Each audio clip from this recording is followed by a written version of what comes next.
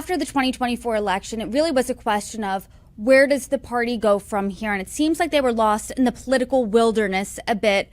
Earlier this month, though, Democrats across the nation notched some wins on election night. Of course, the bigger wins were in blue and blue-leaning states, but two types of Democrats won, more progressive ones as well as more moderate ones. And I'm curious, you see this, then it all comes to a head. Friday, there was a meeting in the White House between Mayor-elect Zohran Mamdani and President Trump. And President Trump was really complimentary of the Democratic Socialist, Zohran Mamdani. He said, this is someone I could really work with. A lot of his ideas are my ideas. So to start off the conversation, what do you make of really the past year when it comes to the Democratic Party? Well, I think tracking back from Friday and then looking to the most recent election wins for Democrats, I will tell you something you probably don't expect me to say, but this is how you normalize authoritarianism, and Democrats are still asleep at the wheel. I think that it is good to have these wins. Those are encouraging.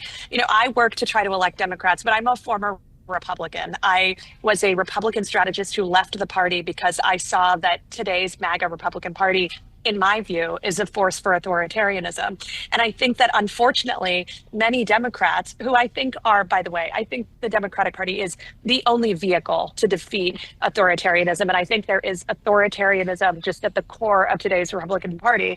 They are still operating in a paradigm, like a 2012 paradigm. And so we see a win like the wins in Virginia where, look, it would have been really unprecedented for Spanberger not to win the governorship in Virginia, right? We usually see people switch. New Jersey, that was pretty expected. They were big wins. It is good to see double-digit wins in a race like that, but Citarelli was an incredibly weak candidate. And then in New York City, yeah, of course you would expect the person who came out of the Democratic primary to win the general election in the mayoral race, especially when facing such an incredibly flawed candidate as Andrew Cuomo.